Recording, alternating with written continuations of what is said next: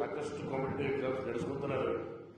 ಹಿಂದೆನೂ ಕೂಡ 3 ತಿಂಗಳು ಇದೇ ಮುಕ್ತಾಯ ಸ್ಕೂಲ್ನಾಗ ನಡೆಸಿದ್ವಿ. ನೀವು ಯಾರು ಬರಲಿಲ್ಲ, ಭಾಳ ಜನ. ನಾವು ಸಾಕಷ್ಟು ಪಬ್ಲಿಸಿಟಿನೂ ಕೊಟ್ಟಿದ್ವಿ. ನಡೆದಾಗ ಅದನ್ನು ಸದುಪಯೋಗ ಪಡಿಸ್ಕೊಳ್ತಕ್ಕಂಥ ಕೆಲಸದಿಂದ ಆಗಬೇಕು. ಸಾಕಷ್ಟು ಜನ ಭಾಳ ಚೆನ್ನಾಗಿ ಮಾತಾಡಿದ್ವಿ.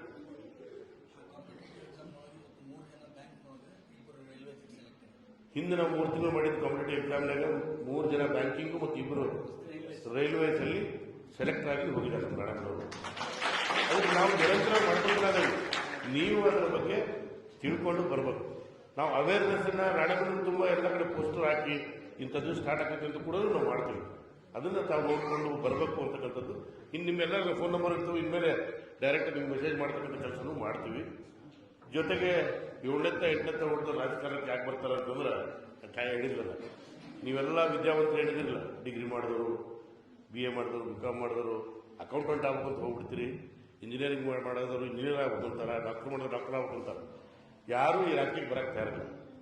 ಹಿಂಗಾಗಿ ಏನಾಗೈತಿ, ಹಾಳಾದ ಊರಿಗೆ ಉಳಿದವನೇ ಗೌಡ ಅಂದಂಗೆ ಇಲ್ಲಿ ಯಾರು ಇರ್ತಾರ ಅವರ ರಾಜಕಾರಣಕ್ಕೆ ಬಂದು ಇಂಥ ಒಂದು ಪರಿಸ್ಥಿತಿ ಬಂದೈತಿ.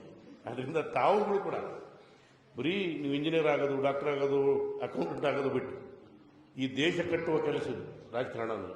ಅದರಿಂದ ಇದರಲ್ಲಿತ್ತು ತಾವು ಕೂಡ ಭಾಗಿಯಾಗಬೇಕು. ನಿಮಗೊಂದು ಪ್ಲಾಟ್ಫಾರ್ಮನ್ನು ಕೂಡ ನಾನು ರೆಡಿ ಮಾಡ್ತೀನಿ. ನಿಮ್ಗೆ ಯಾರಿಗಾರ ರಾಜಕಾರಣದ ಬರೋಕ್ಕೆ ಇಂಟ್ರೆಸ್ಟ್ ಇತ್ತು, ದೇಶ ಸೇವೆ ಮಾಡೋಕ್ಕೆ ಇಂಟ್ರೆಸ್ಟ್ ಇತ್ತು, ನಮ್ಮ ನಗರವನ್ನು, ಗ್ರಾಮೀಣ ಭಾಗವನ್ನು ಅಭಿವೃದ್ಧಿ ಮಾಡೋಕ್ಕೆ ಇಂಟ್ರೆಸ್ಟ್ ಇತ್ತು ಅಂದರೆ ನಿಮಗೆ ನಾನು ವೇದಿಕೆಯನ್ನು ರೆಡಿ ಮಾಡಿಕೊಡ್ತೀನಿ. ನೀವು ಕೂಡ ಇದರ ಭಾಗಿಯಾಗಿ ವಿದ್ಯಾವಂತರು ಕೂಡ ರಾಜಕಾರಣಕ್ಕೆ ಬರಲಿ ಅಂತ ಒಂದು ಆಶಾಭಾವನೆಯಿಂದ ನಿಮಗೆಲ್ಲರಿಗೂ ಆಹ್ವಾನ ಕೊಟ್ಟು ಒಂದು ವೇದಿಕೆಯನ್ನು ಕೂಡ ನಾನು ರೆಡಿ ಮಾಡಿಕೊಡ್ತೀನಿ. ಧನ್ಯವಾದ.